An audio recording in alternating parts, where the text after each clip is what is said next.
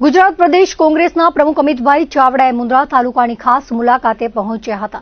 બીજા દિવસના સવારના પ્રારંભે તેમણે સૌપ્રથમ મુન્દ્રા સ્થિત એક ખાનગી હોટલ ફંડ ખાતે સ્થાનિક ખેડૂત અગ્રણીઓ સાથે સ્નેહમિલન અને વિચાર વિમર્શ કાર્યક્રમમાં હાજરી આપી હતી।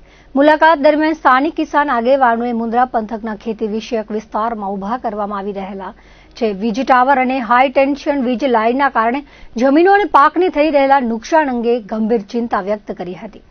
આ ઉપરાંત પંથકમાં પ્રવર્તી ખાતરની તંગી, અછતની સ્થિતિ, રસ્તાઓ પર વધતા જતા માર્ગ અકસ્માતો તેમજ સરકારી કચેરીઓમાં પ્રજાકીય કામોમાં અધિકારીઓની ચાલી રહેલી મનમાની અને બેદરકારી જેવા સંવેદનશીલ મુદ્દાઓ પર પ્રદેશ પ્રમુખ સમક્ષ વિસ્તારપૂર્વક રજૂઆતો કરવામાં આવી હતી।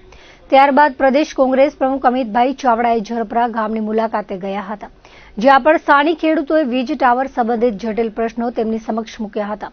ઝરપરા ખાતે તેઓ સ્થાનિક કિસાન આગેવાન નારાયણભાઈ સેડાની વાડી પર ખાસ પહોંચ્યા હતા, જ્યાં મોટી સંખ્યામાં એકઠા થયેલા સ્થાનિક ખેડૂતોએ વીજ કંપનીઓની મનસ્વી નીતિઓ, વળતરના પ્રશ્નો અને તેના કારણે સામાન્ય ખેડૂતોને ભોગવવી પડતી પારાવાર તકલીફો અંગે હૃદયસ્પર્શી રજૂઆતો કરી હતી।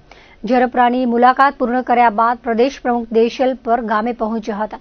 દેશલપર ખાતે પણ તેમણે ગ્રામીણ ખેડૂતો સાથે પ્રત્યક્ષ સંવાદ સાધીને તેમના વિવિધ પડતર પ્રશ્નો અને સમસ્યાઓ ખૂબ જ ધીરજપૂર્વક સાંભળી હતી। ખાસ કરીને વીજ ટાવરથી પીડિત ખેડૂતોની વેદના સાંભળ્યા બાદ પ્રદેશ પ્રમુખે સ્પષ્ટ ખાતરી આપતા જણાવ્યું હતું કે કચ્છના ખેડૂતોના હિત અને અન્યાય સામે કોંગ્રેસ પાર્ટી હંમેશા મક્કમતાથી ઊભી રહેશે। આ પ્રશ્નોના ઉકેલ માટે રાજ્ય સરકારથી લઈને કેન્દ્ર સરકાર સુધી ઉગ્ર આંદોલન અને લડત ચલાવશે।